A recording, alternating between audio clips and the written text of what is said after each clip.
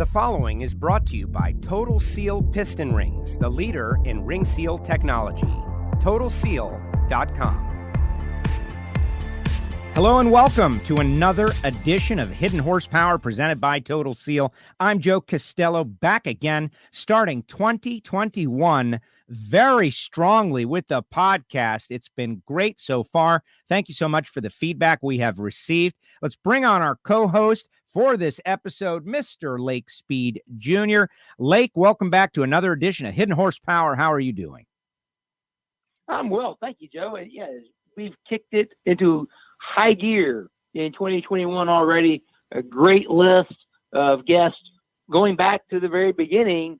But today we've got somebody that's going to, again, another new road, another level. It's going to be great. Mr. Jake Raby, going to talk a little bit about something that honestly is out of my realm. And so I'm very interested with the Porsches and the Volkswagens and the air-cooled and the water-cooled and all of that. Of course, an iconic sports car that I have been enamored with and interested in for a long time. This guy is like the man when it comes to it. We're going to get into that. But first, I gotta mention that here we are, recording an episode of Hidden Horsepower on a very special day for Mr. Lake Speed Jr. This guy is so dedicated to the Hidden Horsepower podcast feed, available on Apple Podcasts and Spotify, SoundCloud, the new TotalSeal.com website, that this guy wants to do shows and record on his birthday. Happy birthday, Lake. Thank you, Joe. I appreciate all the Hidden Horsepower listeners. That, of course, they all know my middle name now, so they all know that I'm Chambers. So yes, it's Chambers Speed's birthday. I'm not going to tell you how old I am because I'm getting close to being too old that I want to admit it. But so I'm still in my 40s. For a little bit longer. Yeah, listen, you I knew you could hear me winding up on that one. I was about to say, don't worry, Lake, 60 is the new 40, but you got out of it. You got out of it right before I was about to deliver. So great show. It's been a lot of. I know you do well. You've learned. Do well, Joe. If I set you up, you're gonna whack me down. So that's what I live for. That is what I live for. All right, let's not go any further without bringing in our guest. Joining us from Cleveland, Georgia, Mr. Jake Raby. Jake, welcome to Hidden Horsepower, engine builder, but also, from what I understand, a listener of the podcast. Absolutely, yeah. I've listened to most all the podcasts. And what I do is a little bit different. I'm not much of a drag racer, never really have been. But I like to listen so I can get the discipline, and I learn some things from here as well. And then I start kind of connecting the dots with what Lake and I have been working on, as we've talked about piston rings and sealing and sumo-bore cylinders and all this stuff. So it's been a good little mix for me to listen and now to be a guest. For us who we are trying to put information out there, I always wonder exactly what you just said. Is this information useful and being delivered in an entertaining enough way for someone like yourself to want to invest the time? And what you just said, really big validation, and thank you for letting me know. Yeah, absolutely. And like I said, we have to expose ourselves to all these different things and different disciplines and different way of building engines and different clearances and everything to kind of get the big picture, because even though I'm not into that stuff sometimes, it does help connect those dots. Well, exactly. All right, so that's what it's all about. It's connecting the dots. That's what it's all about, Joe, is connecting the dots. And Jake hit at me. That's why I'm so excited to have Jake on, is because Jake and I, as we're going to bore everybody to death with, we've been doing engine development, right, in the name of his business, Raby Engine Development. Jake and I have been doing engine development together for probably close to 15 years. So, yeah, we're going to totally nerd out. So, fair warning, right now, it's going to happen. Well, I like it. And I also think that the reverse has to be true. There's got to be some drag racing guys out there, engine guys out there who want to know how your side of the world tackles problems, challenges, and issues. But before we do that, in my imagination, I think that there are just fans of the automobile that are listening to this podcast also for entertainment, to get to know the personalities as well. So we got to talk a little bit about you, Jake, and how you got started. From what I understand, you built your first engine for a paying customer at the ridiculously young age of 13 years old. How did this start for you, and how did you get a client at 13? Yeah, I'll give you the shortened version because otherwise we'd be here all day. So, of course, growing up in the mountains of Northeast Georgia, which is where my facility currently is, and it's still located on the family property where I started all this, and the building that was a barn back then is now a storage facility for Porsches at my shop from all over the country. I've got 21 Porsches stored there right now from all over North America, actually. And that was a barn back then. You'd never know it now because it's been basically reconstructed.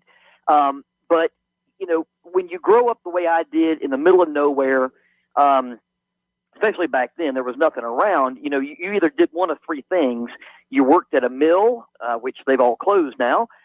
You worked on a chicken farm, which is what my facility was back in the 1950s, or you made moonshine, which is what my grandfather did, and he never even had a job. All he did his entire life was run liquor, as we say.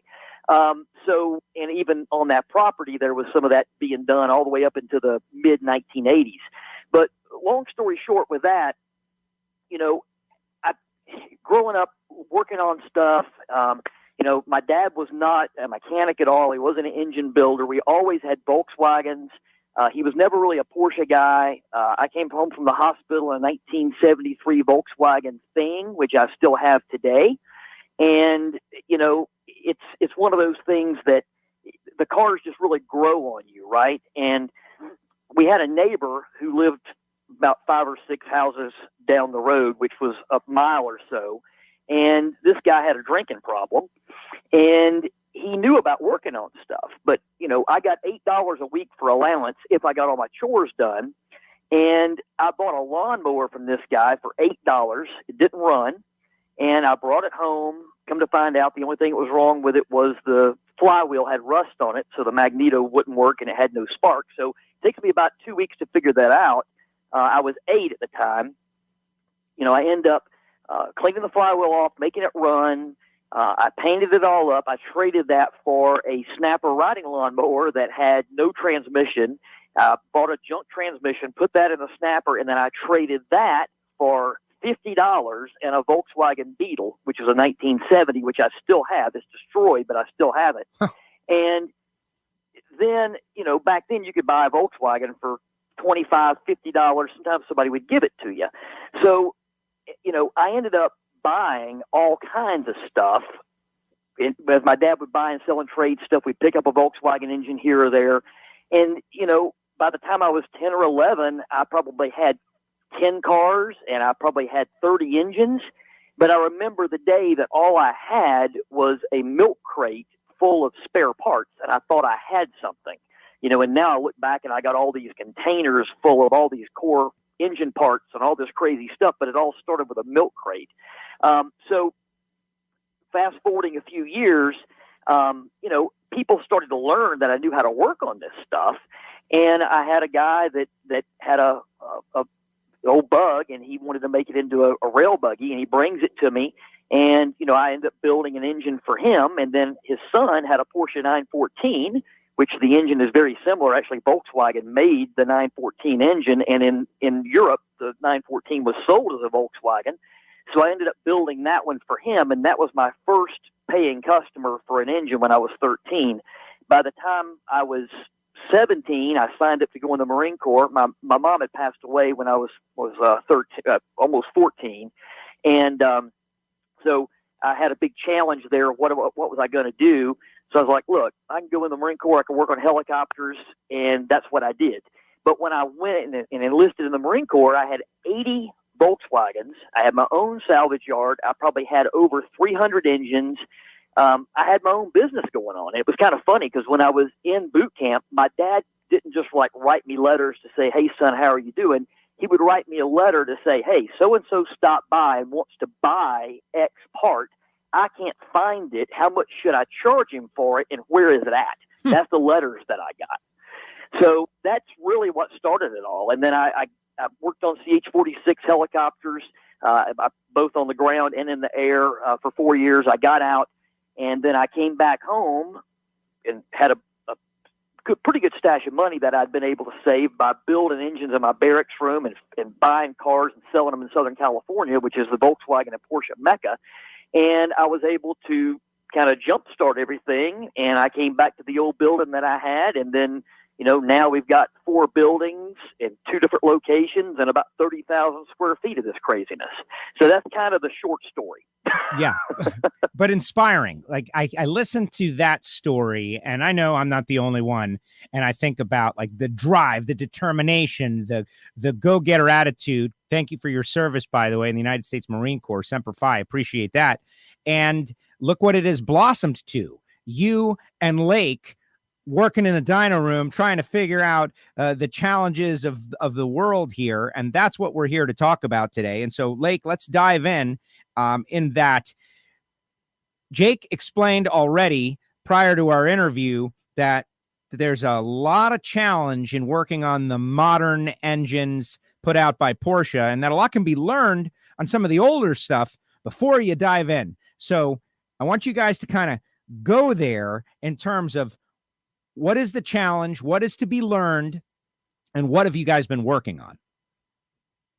Okay, so let's wind the clock back a little bit to give some perspective on where we end up today. Jake and I first started working together when I was still at Joe Gibbs Racing, when the oil program was still fairly new, and the whole ZDDP, the zinc issue in oil, camshafts wearing out, was still kind of a new thing. Jake's got a really good partner and friend of ours together, Charles Navarro, that they had seen the issues with the camshafts and the oil around the same time we did. And we kind of came to the same kind of conclusions independently and found each other. We had kind of come to the same conclusions in terms of what the problem was independently. Then we kind of found each other through, I forget now exactly that, oh, wait, we had kind of come to the same conclusion. We started talking and we're like, yeah. We saw this experience, that experience, and we wanted to move forward. So we started doing, oil testing, we started doing oil analysis together. And really that was kind of the thing that we'd come up with different formulations of oil and we could test them. Jake's got all these cars, all these engines he's building. So we were able to put oil into engines and then do oil analysis to begin to see these trends and patterns of where we were going. And then, it's kind of a side note, Jake and Charles with the modern water-cooled engines are the guys that identified the IMS, the intermediate shaft bearing problem with these new water-cooled engines, developed a patented solution for that.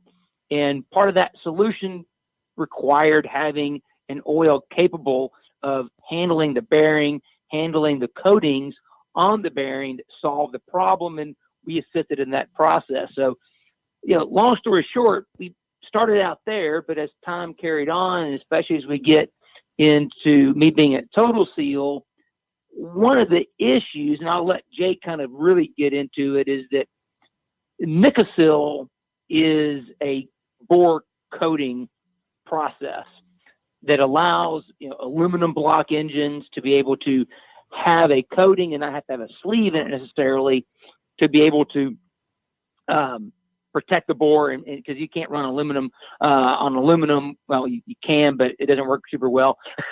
Yeah, without other issues, which is a whole other side issue. But so Nicosil was this good solution that's been around for a long time that Porsche has used from the factory for quite some time. But there are limitations and consequences to Nicosil. And that's where Jake and I and Charles started looking at this Suma bore, which there's a great video Jake and I did as part of the Engine Performance Expo, which if you want to know more about that, definitely go check out engineperformanceexpo.com and you can get to the video that Jake and I did on day one about Suma bore. But that limitation of what we see in the future kind of brought us to investigate Sumabore. And so that's where this kind of old meets new, this hybrid really kicks in. So what I'll do now is I'll kind of open it up to Jake and let Jake begin to tell you the story about why Nikasil is great, but why we can't rely on it for the future. Yeah, so, we love Nikasil. Of course, the Nikasil is short for nickel, silicon, and carbide. Porsche started using it with, some of the early racing four-cylinder engines. Before that, they had used chrome cylinders. All the air-cooled 911 engines that we call the Metzger, or at least the majority of them. There was a small period there where Porsche did not use the Nikasil on some of the cheaper models, but as a general rule, this nickel silicon carbide plating, if you will, was used like basically until 1998 in all the production engines and the race engines. After 98, when Porsche went to water cooling, they got away from Nikasil, and the main reason for that was because of environmental concerns that were happening in Germany at the time, as well as cost. And that was another big thing that was kind of driving a lot of this, was because modern manufacturers were trying new things. And Porsche is not the only company that was doing that. A lot of German manufacturers were doing that at the same time.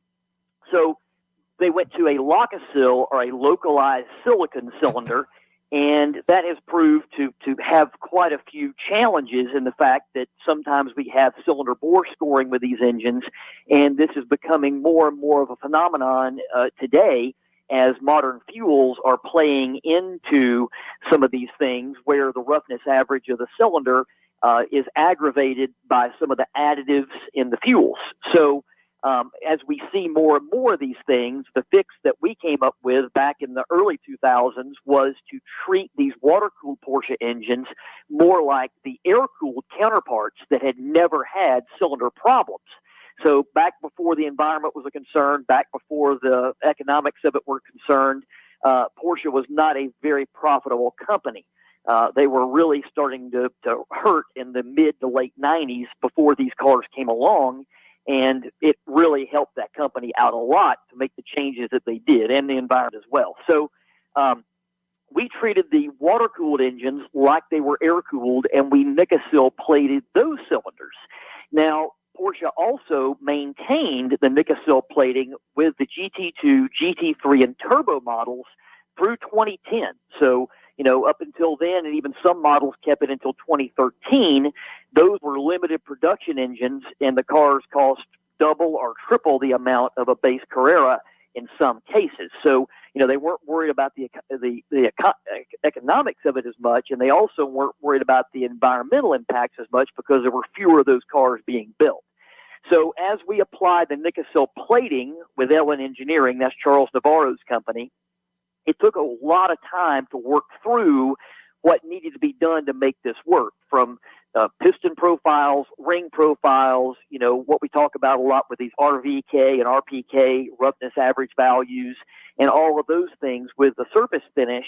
It took a while to get it worked out, but we've had it worked out for years, and now we are facing some of the things coming up that Porsche was facing back in the 90s with this whole environmental thing, because now we see that all the processes that it takes to apply this Nikasil plating are very harmful to the environment, because there's a lot of acids involved with this. Every acid process requires a rinse, and that rinse ends up being hazardous material. So as more and more of these get done, because more and more of these engines are failing due to bore scoring, then it's going to end up creating a scenario where the environment is going to basically take out Nikasil. And we know that. So we've known it for a while.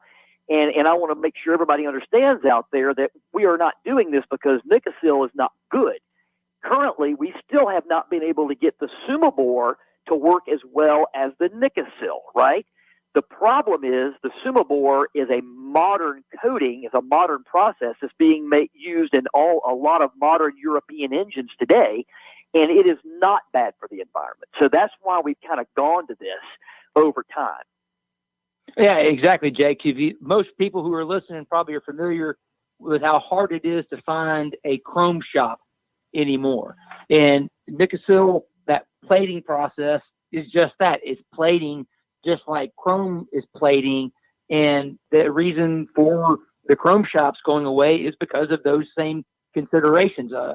People may or may not be familiar with the fact that, a lot of production engines anymore have aluminum, they're bimetal bearings. Well, one of the reasons for that is because lead, trimetal bearings that contain copper, tin, and lead, the three metals of trimetal, have been banned in Europe. So those environmental considerations have been playing a role, just like the ZDP in the motor oil. These environmental considerations have been changing what's been happening inside of these engines from a metallurgy standpoint for quite some time. And like you said, the Sumabore is just looking ahead. Here's a coating, or it's not really a coating. I don't think it is a coating. It is thermally sprayed. It's a coating, not a plating, that's sprayed in that contains iron and molybdenum and other things in it that is a completely different structure, completely different metallurgy. So now we're having to learn how to make this new soup. And everybody that listens to Hidden Horsepower knows that we talk about soup, that ring seal soup. And obviously that's what we're working on. So Jake, why don't you tell them a little bit about how you went about or to tackle this process of how do we take, we're going back, like you said, Porsche way back was doing Nikasil. So we've got decades in Nikasil experience. How do you go about fast forwarding this learning process to speed up that learning curve to take decades of testing and development and try to condense it into a shorter period of time? Well, that was a challenge, but I've had a lot of fun with it, and I approached it from a common sense perspective because I do know both engines well, both the air-cooled Porsche and the water-cooled Porsche, and the good news is that we can use the same bore sizes with each one of these engines, even though they are 5 decades apart from each other at this time. So what that meant was we had an air-cooled 4-cylinder engine that I was able to configure in such a manner, both from ancillary perspective, the things bolting on the outside of it, as well as the fasteners and things that I used. I could create an engine that I could literally have the cylinders off of in 18 minutes. And I could do that in 18 minutes without even rushing, okay? Based on the fact that I put it together for this specific purpose, both to use in the dyno cell and in the real world in a car. And that even meant what we ended up using for sealants and things like that, which honestly on the dyno, we don't even care if it leaks oil. We're not even sealing the thing up. And I've even learned some things about that from this process. But we were able to use this old air-cooled engine that's extremely simple and use the same exact bore size between it and its water-cooled counterpart that was from 2004, okay? And so you were talking about an engine developed in 1968 being used to help an engine made in 2004. And, the thing is, originally we started out with this not really even caring about ever applying the Sumabore to my air-cooled engines because of expense, honestly. But now we've learned that, it's going to make a lot of sense to end up doing that in the future, too.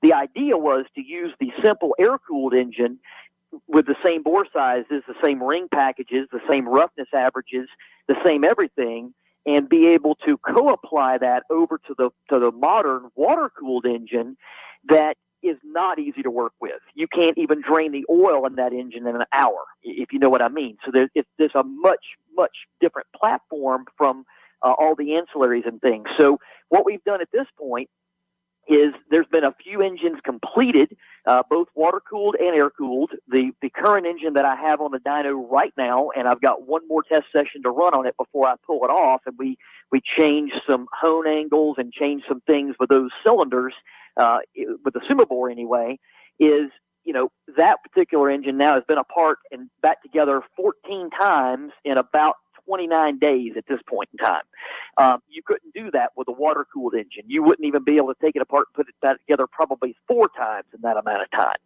So, we are using this air-cooled engine with all of its simplicity to give us the ability to work through the biggest errors that we're going to make. And I think that that's the thing people have to understand.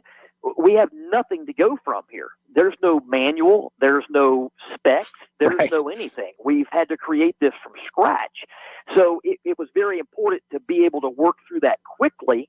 And, also when it fails, I would much rather have it fail on this old air-cooled engine where I have oodles of good core parts to waste, basically, if you will, in the name of science, versus the water-cooled stuff, which is 4 times the amount of money sometimes. So that's what we're doing is we are working through this using the air-cooled simplicity to co-apply that to the water-cooled engines. So as the technology is employed there, we get further faster. And another thing that was able to do, because this engine, the way it kind of has a modular design, the air-cooled engine that is, we were able to build one half of the engine, basically cylinders 3 and 4, with the Sumaboard technology, and we were also able to put cylinders 1 and 2 with the Nikasil technology and compare those two on the same engine at the same time, with the same load, with the same oil, with varying ring tensions and varying ring packages, because we knew the Nikasil worked really well for what we were doing, because we got over 2 decades of experience with it directly. So being able to do that was awesome. I learned even more. We're doing the same thing now with iron cylinders on the other side of that engine, comparing the iron cylinder to the Sumaboard cylinder, and we're going to learn even more about that. So those are kind of very unique things, and of course, anybody that knows what a old Volkswagen or Porsche engine looks like with dual carbs on it, you just imagine that we can even vary our enrichment per bank, and we can run this engine where it kind of is like 2 separate 2-cylinder engines from an enrichment perspective. And I've even changed some things with the ignition timing, so I can end up changing ignition timing and change the tune on both of these cylinders as pairs and compare that back to back, using what we know works and trying to get the things that are not working yet to work that good. Because I think once we get that working, we will be able to beat the Nikasil. But right now, we just aren't there yet. Man, you saw all my questions I was going to ask you. Because, those are all the coolest things about that engine, is that you could literally run one half as one core material, the other half as the other. And like you said, with the carburetor setup being a quad setup, you could sit there and change the enrichment side to side, bank to bank, material to material. And the fact that we were able to run the different ring tensions, different ring designs in the same engine and compare left to right. Because, the beauty of this platform, which is now in people that listen to the show know that I love engine testing. I love being in the dyno. And this is my favorite platform in the whole planet now, because the ability to have those variables, because the oil doesn't know if it's an air-cooled engine or a water-cooled engine. The Sumaboard doesn't know if it's an air-cooled engine or water-cooled engine. The rings don't know. It doesn't matter. It's the dynamics, that soup between them all coming together. And the work you've done since right before Christmas was just mind-blowing how quickly, just for people listening, there's a group chat between Jake and Charles and myself, and probably 15, 20 messages a day all through Christmas and New Year's.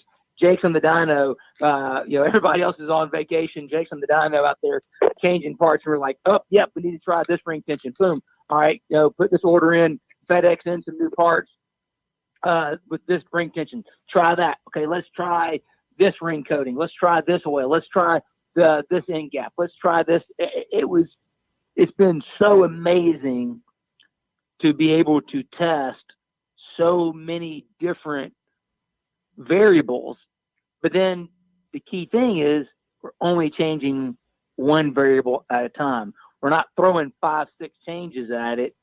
So what's really neat is that we've got this air-cooled engine. We're able to isolate these variables because of the speed of being able to access the engine, make those changes. That learning curve is accelerated. And now we're going to be able to take these, we'll call it a new baseline package that we've kind of discerned from the air-cooled engine, and then put it into a water-cooled engine, and then go put it back out on the street and put miles on it to get not just that initial snapshot of what is it doing during your durability testing, but then put it in prolonged street use to get it. So the future with the Sumabore does look really bright. Sumabore is not new technology. It's been around for quite some time. A lot of the Formula One teams and stuff have used it, NASCAR, NHRA. So it's not new, but it's never been applied like this. Obviously, the factories, like Jake said, are using it. A lot of the European manufacturers are using it because it provides a lot of those benefits of Nikasil without the environmental downsides. But it's its own thing. It does not like what Nikasil likes. It doesn't like what even gray cast iron likes. It's got its own flavor, its own sweet spot for performance, and we're rapidly tuning in to that, really due to your efforts and just tireless work ethic to make this happen. And it's kind of cool, and I appreciate you being willing to come on Hidden Horsepower and kind of share some of those insights that you've learned along the way in this process in a short amount of time too. Yeah, absolutely. And I'm proud that we have been able to make the tracks that we have.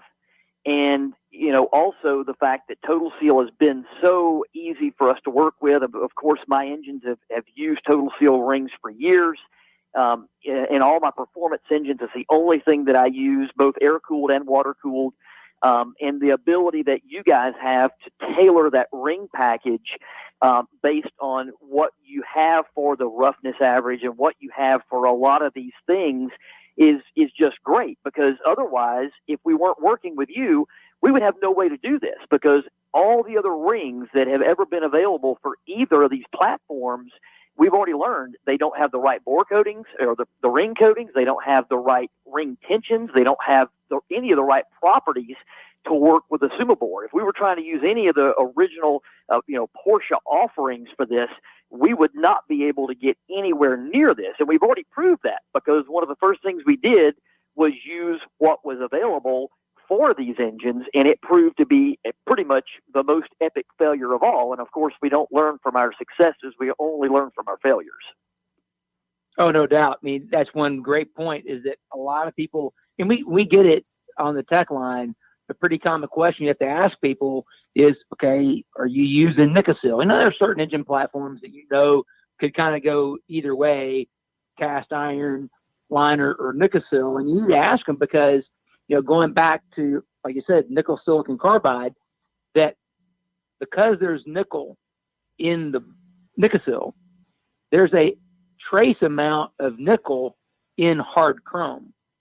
And a lot of oil rings today still have hard chrome facings on them. So just like the issues you mentioned on bore scoring with the modern water-cooled engines from the factory with the Locasil, the reason for that is because you're running similar materials against each other, which never works. So if you have a chromed oil ring or chromed any ring and you put it in a Nikasil bore, it's not going to work. So it's important to make sure you have the right coatings. And then back to the bore scoring issue, obviously one of the things we've seen, and you mentioned the RPK, RVK values, and we can get into a profilometer a little bit for fun right now, is that obviously, Porsche is not dumb. They know that you can't run an aluminum piston against an aluminum cylinder.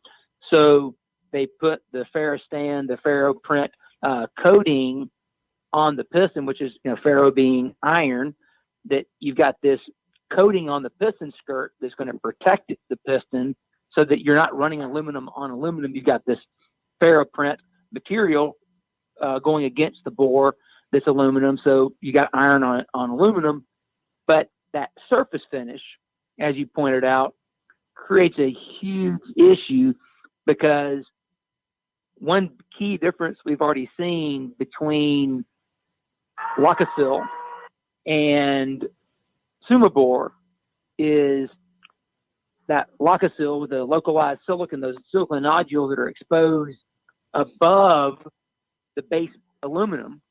So you have a bore surface that's more vertical in orientation with the, basically mountain peaks going up. Whereas Sumabore is, because it's sprayed on and it's like putting like golf balls in a barrel. And if you came in and you just chopped that barrel in half horizontally and the balls were cut, there's still going to be those voids between the balls. Even though it's flat on top, there's these voids that we will call it a valley, even though it's really a void. So that's what holds the oil to be the seal between the bore and the ring, and to provide the lubrication for the ring, or those voids. That's what you have in Sumabore. It's a downward. It's not vertical going up. It's more going down, that plateaued effect, versus, the silicon nodules being these islands poking up and then the oil being around it.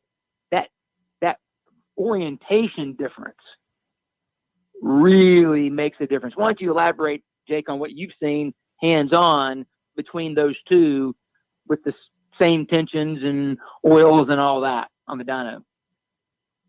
Well, and I mean, it's been the dyno, it's been using the fish scale to check the ring tensions, it's been just the tactile feedback from my fingers pushing the components through the cylinders, because, guys, data isn't everything. I can't tell you how much I've been led down the wrong road by just looking at data and turning off what I feel. And it's been the same way on the dyno. I can't tell you how many times I've had an engine that I would end up screwing the tune-up on because I just paid attention to the data and I didn't pay attention to how the engine performed and what I thought about it. My wife has 5 land speed records that still stand because we didn't pay attention to the data. We paid attention to how the car performed and how it reacted to the changes. So the same thing with this. What we've learned is a Sumabore is its own animal. It in some ways, it is very akin to an iron cylinder, which makes sense because of how the thing is kind of composed. Other ways, it likes some of the stuff that Nicosil likes. Other ways, it's its own animal. And we just have to wrap our heads around it. And that's the thing about, I kind of like the fact that there's no books or specifications for this, and nobody has done this in the performance, aftermarket world outside of these really extreme applications. And we'll be the first people to ever apply this in the performance aftermarket to what I would call kind of like my production engine, if you know what I mean, when we get to that point, which is probably 2 or 3 more years down the road. But what I've seen is you just got to pay attention to what you're looking at, and you have to think about it and say, what makes sense? Now, a couple of things I've looked at and we went the wrong way with, because I said, it makes sense to do so-and-so, And while I was using prior experience to do that, we turn around, put it in the dyno, and we see right away that, no, that was a very big mistake. So now let's go the other way. It's like when you're dynoing an engine and you don't really know where to start with a new combination, and you start stacking ignition timing in it. You keep putting timing in it until it either noses over and makes no more power, or the thing starts detonating. Then you're like, okay, I went far enough, I'm going to back it up. So that's the same thing with this. And again, that's just what you have to learn from doing it. And you can't get it out of a book, obviously. But I like the fact there's no specifications, because we have to create our own, because the only specifications that we did get came from the company that created this technology, and they were wrong for what we are doing. Not to say they're wrong for somebody else, but for what we are doing, we learned very quickly within about test number 4, they were wrong. Now, Lake, I want to bring up the biggest thing that we've seen, and I don't want to tell anybody what we did to solve this, because at this point in time, we don't know exactly why it did what it did. I would rather wait until we understand exactly why it did this before we explain what we did. But the oils that we've been using, the things we developed together, the things you developed at Gibbs that we've been using for years, they have proved to work very well with my old cast iron engines. They've proven to work very well with Nicosil. We try to turn around and use a couple of formulas of that with Sumabore based on prior experience, and we end up learning the biggest thing we've ever learned to date, And that's when we lost 70 pounds of compression on all 4 cylinders with an oil change in 20 minutes of runtime. That's all it took, was 20 minutes to lose 70 pounds of compression back to back, and also change the leak down with only using a certain oil. And the very important thing about that was, all I did was take those components back apart, put them in my ultrasonic cleaner, cleaned everything up, put it back together again, changed the oil. We got our 70 pounds back. I picked up another 8 horsepower. We retained our 70 pounds for another hour and a half run. And ever since then, we've retained that by just changing an oil, which is absolutely incredible. I've seen big differences in oil before, but I've never seen a difference that big with any oil applied to a technology other than this. It was crazy what we learned with just that oil change with a sumo bore. Oh, yeah. It's, an engine to me is a chemical reactor. That's what combustion is. It's a chemical reaction. You've got all these surfaces that are all the different metallurgies. And what we saw was a very, as you said, unexpected chemical reaction in the engine that, baffled us. I mean, yeah, let's just be fair. You had a suspicion of what you think might happen. And you were right. And I was less certain, but I didn't dismiss your thought.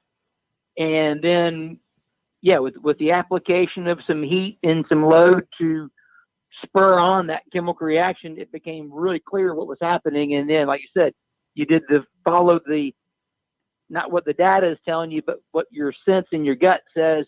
All right, let's go the opposite direction on that. Just clean the parts. Let's go the opposite direction and see what happens.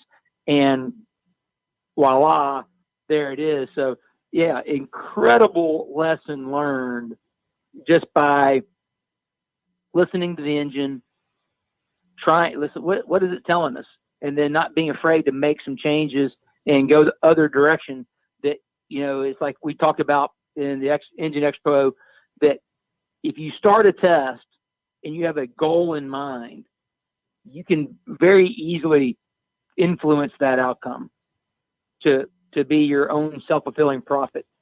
When it's important not to do that. It's important to basically put your biases aside and say, okay, we're going to do this test in order and design that test so that it isolates the variable, and then we can see what the engine tells us, if it likes it or not. And then believe it when it tells it. Don't try to argue with the engine and say, well, no, I want you to do this instead. No, just listen to the engine. It is your teacher. It's your guide. And it's been a lot of fun in these last couple of months to see what we've already learned so far from the Sumo board. It's been a great teacher, and I think what is coming in the future is going to be a lot of other great lessons, and there will be more to be shared as we go on, and we, you said, fully understand these things better. And because it's a soup, like we said before, it's not just the oil, it's not just the cylinder finish, it's not just the bore material or the ring or the piston. They all have to come together to make that combination.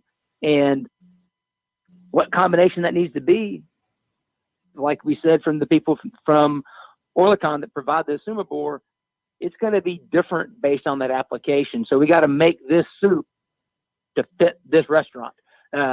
So we can make sure it works right.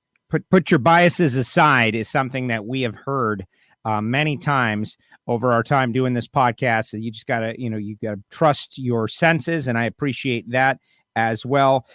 Jake, the word "the future" was thrown out there, and hearing you and Lake dive so deeply into this, and hearing you mention that this is still in the research and development phase, and you are planning to take what you learn and put it into your engines in the future.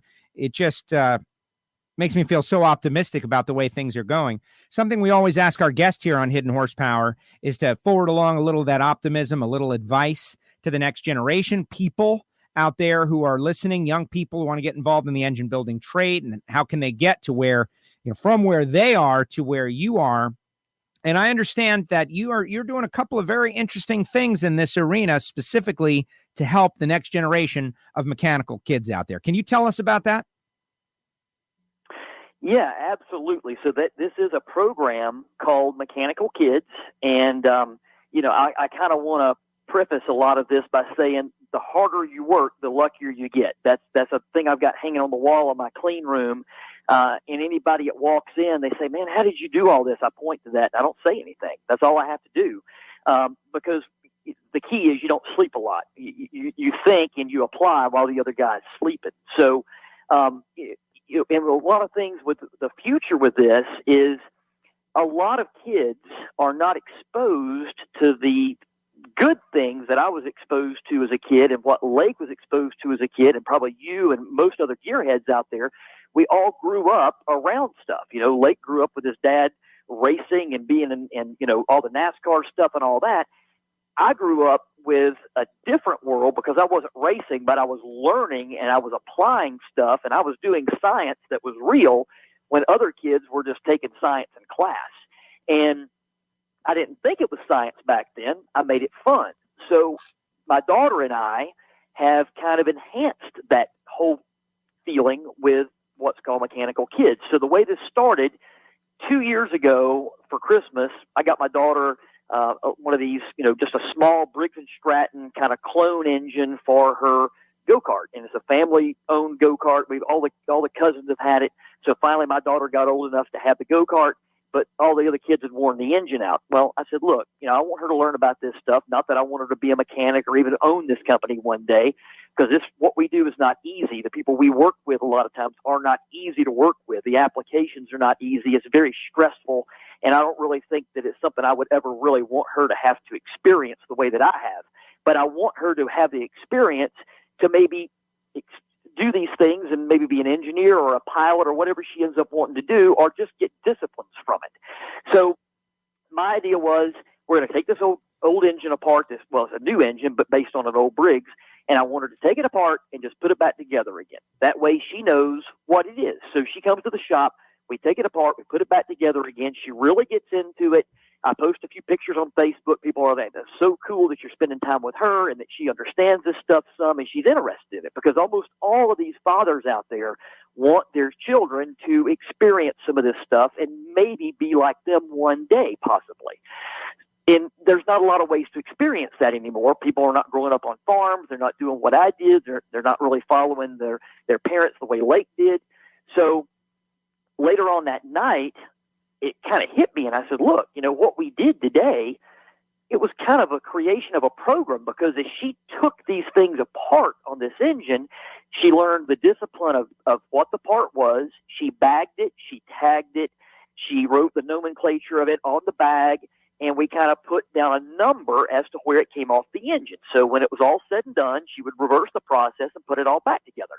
So for years, the last 11 years, I've been instructing Porsche engine training classes hands-on, and I was working with her the way I work with these other aspiring technicians, a lot of which are professionals that just don't understand this engine, and they come from all over the world in my training facility to learn it. So she was kind of my student of the day, but it hit me. And I said, hold on a minute. This is something that is a real life science project, and I think that it will help other kids. So I bring it up to Ava, and I'm like, Ava, what do you think about us trying to help some other kids learn about what you learned about? Because she obviously has the genes in her, in her DNA to understand this stuff, because it came so naturally to her, and she's just been able to ace it. A lot of other kids can't do that because they don't get experience with those things. So they may go all the way through high school and have a great mechanical aptitude, but never know it. It never gets identified. So I brought it up to the headmaster of her school, who's a retired Marine of all things, obviously. He thought it was a great idea. And then I ended up, talking to some other people. They all thought it was a great idea. That spawned Mechanical Kids. And it's a kit. It's a kit that the parents or the school are able to purchase, and it's a learning experience. It comes with an engine. It comes with every single tool required to do that job, but nothing that's not required. It has safety glasses, gloves, spare parts. It even has some of the driven racing oil as far as the assembly lubricants and things like that. Wow. It comes in a toolbox, rolls around, and it it has an engine stand. It has all the special parts, and it comes with a video series that is Ava walking through building this engine step by step, taking it all apart, and then putting it all back together again. And so the people, the fine folks at Haggerty Insurance found out about this, and they are really big into children and furthering the future, obviously. Who's going to have collector car insurance if all of these people that are inheriting cars aren't keeping them? And we're already seeing that. I mean, I know people that have collections bigger than mine, and when they get to be retirement age, sometimes they just start selling it off because the kids don't know anything about it. Well, one reason why is maybe because they were never exposed to it and they just didn't get into it. So Haggerty realizes that. So they got behind it. And then Porsche Club of America also got behind it.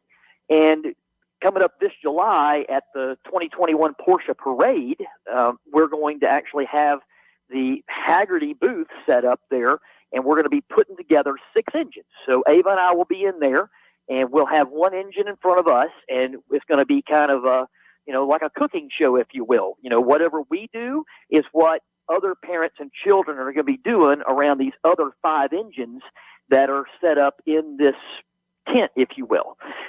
So it's just a learning experience, and I think it's a great way for some of these children that have a great mechanical aptitude, which you got to face it is a God-gifted talent, and they don't know it.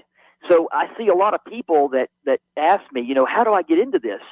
And I've even tried to give a couple of them a job, and they're not cut out for it. I see a lot of people that just go to a UTI or whatever, and they never become proficient because it's not in their DNA. So I think it's important that we are able to identify those people that have it in their DNA so they can make a better decision about what they want to do in the future. Wow. I first of all, totally agree. Love that. And I know there's going to be a lot of people kind of diving in on that. I've got a little nephew. He loves the video games, but I know that, he needs to learn, right? And maybe not everybody's going to be like you and building engines at 13 years old, but to, just like you said, to identify early on, like, is this a thing? How many kids go out and get lessons that help them later in their life? It's maybe not the focus of their career necessarily, but you get those early lessons to find out, like, maybe this will be the focus of your career. Yeah, absolutely. And it takes that exposure, it really takes exposure to do it. And one thing that not everybody knows this, but I think it's important that I share it. But when I was in school, I was a horrible student. I was in special education classes from the time I was in 3rd grade, right? And I kind of took advantage of it because it made it easy for me to be put into shop classes. So when I was like a junior and senior, I had one academic class a day, and that was usually the last period of the day. So I would come in and throw a flywheel under my desk, and the teacher's like, what are you doing here? And the girl sitting behind me, well, she's complaining because I smell like a machine shop because I just made a flywheel. It's because those teachers noticed that I didn't want to be there. And because of that, all I cared about was working on stuff. And they made it happen. And, one of those teachers is still a good friend of mine, and I owe a lot of that to her because she helped me identify that. It's just because it was my thing.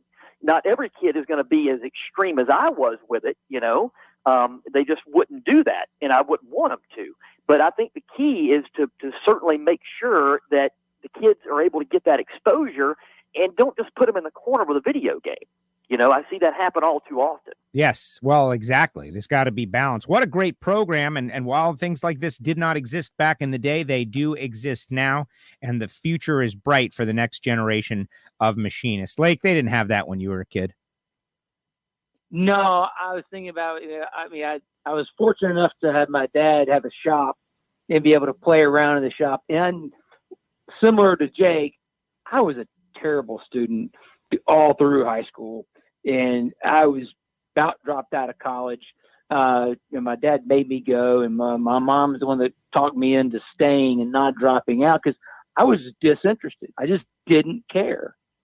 And it was only after, because I'm not as mechanically gifted as the guests on our show are. Right. But I have an interest in it, and I do enjoy like when I go racing with my dad, Dad's always trying to get me to be faster about lap times, driving techniques. And I'm like, Dad, you're the driver.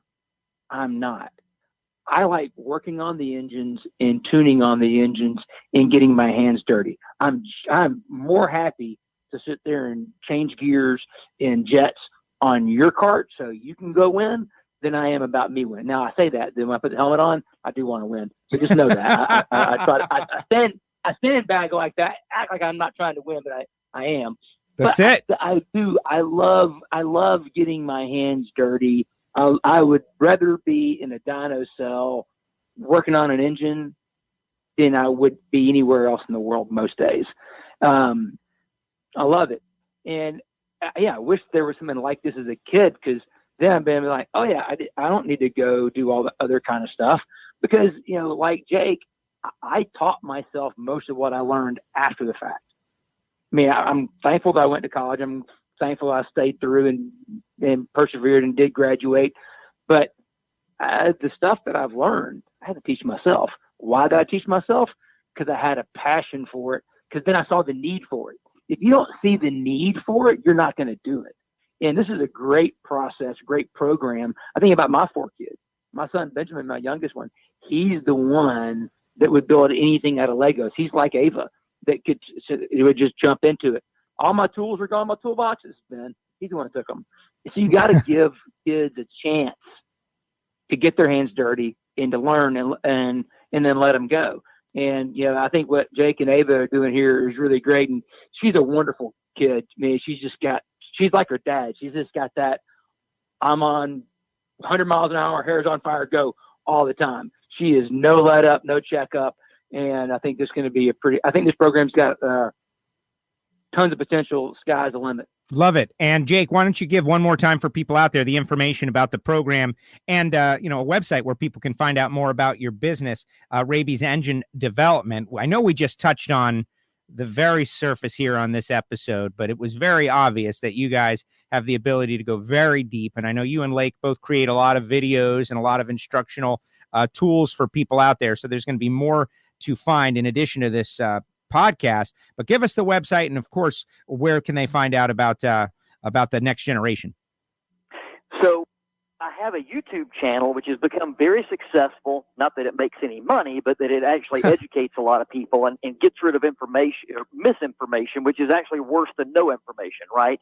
And that is Renn Vision, RENN Vision, and that is the German word for speed, being Renn. So if you go to rennvision.tv, that will take you over to the YouTube channel where we have 150 or so videos that are all technically based. Some of them are some of the series that we have are 14 to 15 hours long, broken down into 10 or 12 parts about cylinder bore scoring, about IMS bearing failure, and it's all derived from direct hands-on information. I'm not one of those guys that reads something over here and goes and parrots it over there. I don't really believe in that. So that is rennvision.tv. Also, you can go to flat6innovations.com. That's flat, the number 6, innovations with an S.com. That's the water-cooled Porsche side of things. You can go to air-cooled-technology.com for the old Volkswagen and old Porsche air-cooled stuff.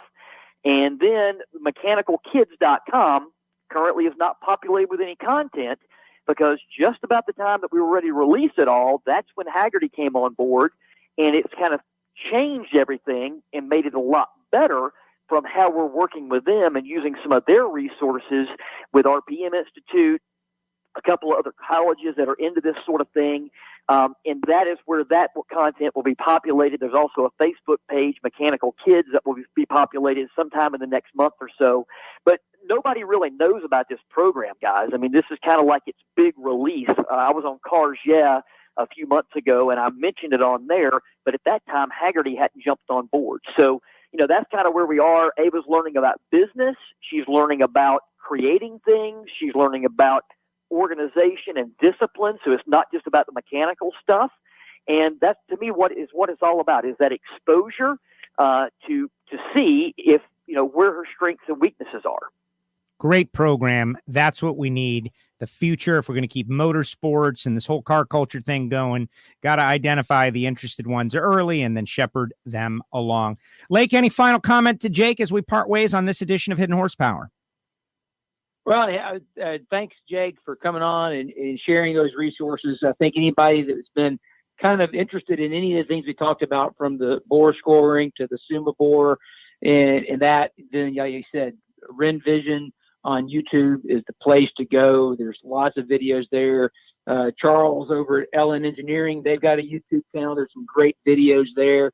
And, of course, EnginePerformanceExpo.com. And we've got Engine Performance Expo on YouTube as well. So if anybody listening has been interested in anything we said today, or even prior episodes, those are some great resources for that deeper dive to really get in there and see some of this stuff hands-on and make it happen. So again, thanks, Jake, for taking your time to talk to us and share with the listeners what we've been doing together and what the future holds. Yeah, and thanks for having me on. It's been great. You know, I like doing stuff like this, and it's just so natural for us to discuss what we're seeing, because we only talk to each other, right? Those texts that we're doing back and forth, and all the pictures I'm sending to you and Charles. You know, it's just the documentation level, all this stuff. It's awesome, and it's great to be able to share it with other people and to let them know that there is more in the future when it comes to cylinder technology, and also piston ring technology and lubrication technology that's all stemming from this little place in the Northeast Georgia corner of Northeast Georgia. So very exciting. Jake, thank you very much for joining us. I'm going to say, the last place you'd expect is happening. And when he says he doesn't sleep, he's not lying. I'm telling you, I get text messages at 1 a.m. in the morning. And, of course, I reply back, but that's just what happens. Right? So, yes, we're making it happen. Things are happening. And, again, thanks, Jake. We appreciate it, buddy. Sure. And there he goes, Jake Raby. Lake. Wow, what an episode. I have to tell you, though, not that I was struggling to keep up, but I was very interested because we're talking about cutting-edge technology here. Yeah, I'm sorry. I think that was one of the risks of this episode, and me and Jake being together. We start talking and we kind of forget that there's an audience. But that's great, though. That's what people want. They want to be in the room where there's information being exchanged that they don't have. And I think that that is exactly what this podcast is for. So thank you for that. And I'm just listening to the golf ball analogy. Take a barrel, fill it with golf balls, cut the barrel in half down the center, and you've got, the golf balls are flat, but the spots in between the golf balls, what are those? That's where the oil is held, as opposed to the other, which were more of like raised up situation, and the oil is in there. You made me see that analogy, which is a good job by you. Well, good. Well, the thing is, when we were back to the Engine Performance Expo, when Jake and I, we bought a profilometer from Total Seal a couple months ago when we started really getting hot and heavy on, we're going to do this Suma bore testing. So we've got to be able to measure what's going on. And so we got the profilometer to be able to start doing that. I mean, the QC process for the Nicosil, they already had that. So they got a report, so they already knew what it was, so they didn't really need to have one hands-on. So when we started measuring the difference between the two, between an engine that had a scored cylinder and one that didn't, even on the same block, well, this cylinder scored, but the other two looked perfect. We could see those changes in surface finish and how it was influencing the wear. And then you start looking at these two surfaces and like, wow, with a profilometer, they look completely different. And you start trying to figure in your head, well, why does it look that way? Well, how is it? Well, then that's what it boils down to. So, yeah, hopefully this is an episode people thought was interesting and inspiring. And if you're, again, curious, there's lots of resources we've already listed that you can go watch videos and see it, not just hear about it. Awesome stuff. For people out there working on projects who are interested, they're listening to the podcast, they maybe have a question about their own engine. What should they do? TotalSeal.com. Go right there. The request a ring function. If you're working on a project and you want to get a ring recommendation, go click on that. It actually comes straight to me. I'm the one that's going to reply to you. And if I can't get it, then we call up the wizard. Mr. Keith Jones and let him get in that. Already this morning we got one in. Some guy had something. I'm like, dial up the wizard. That one's out of my ballpark, buddy.